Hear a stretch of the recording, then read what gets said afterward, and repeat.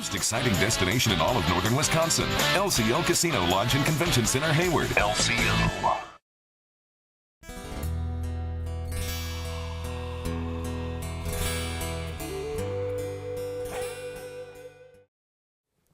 Hello, I'm Kimberly, and welcome to the weekend edition of the Nave News Update. It's Friday, August 26th.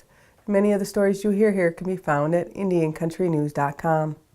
And here's the news for today from the Associated Press and other Native news sources.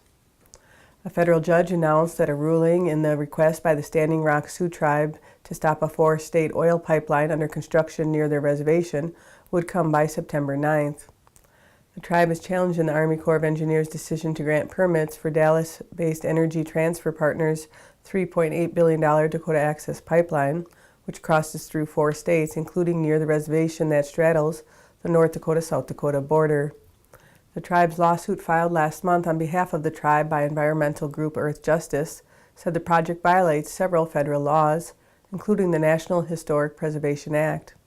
The tribe also argues the project will harm water supplies and disturb ancient sacred sites outside of the 2.3 million acre reservation. The pipeline owners agreed last week to halt construction near the reservation until the August 24th hearing, but it's unclear whether that construction is still on hold. The hearing in Washington, D.C. attracted dozens of protesters, including actresses Susan Sarandon and Shailene Woodley, who spent nearly 3 weeks in the North Dakota protest. Sarandon said the pipeline creates a dangerous situation that threatens the tribe's drinking water. More Native Americans are running for legislative positions this year than in any election in the past. The BBC reports that about 100 Native American candidates are running for prominent lawmaker positions.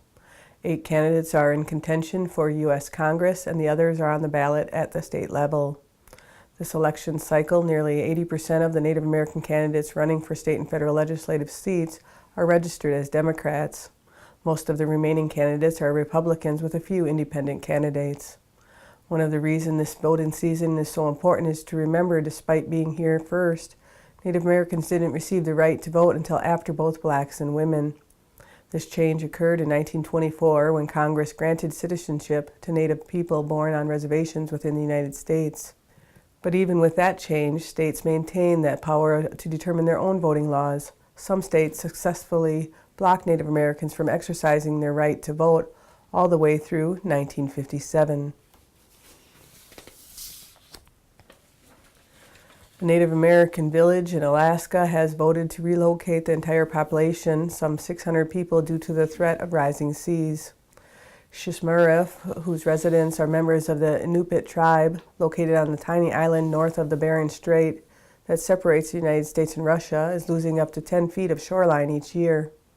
The village is one of dozens of indigenous villages in Alaska that face growing threats of flooding and erosion due to global warming. The cost of relocation has been estimated at some $180 million, and authorities are seeking state and federal funding. Where to relocate remains to be decided.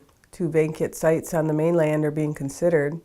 According to a private feasibility study conducted by Shishmaref and published in February, relocation may take more than 10 years.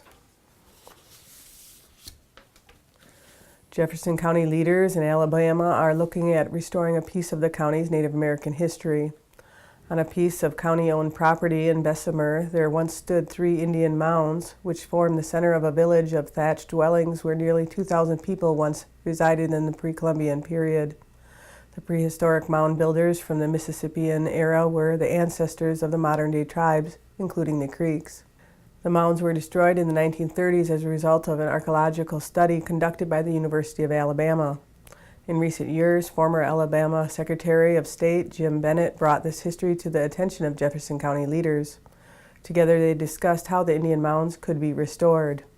In honor of Bennett's passing earlier this month, County Manager Tony Pitalos said they wanted to move forward with the project. The county plans to start surveying the property for the project in the fall. The inaugural New Mexico Grand Slam charity golf tournament, put on by Notah Begay III's NB3 Foundation, drew a field of nearly 200 players, numerous big money supporters, a former NBA All-Star, good food, golf, and plenty of smiles.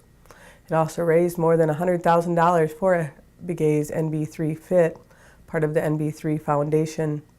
All profits go to the NB3 Fit program, which addresses issues facing the health of youth in Indian country by getting kids active and teaching them about leadership, health, and nutrition.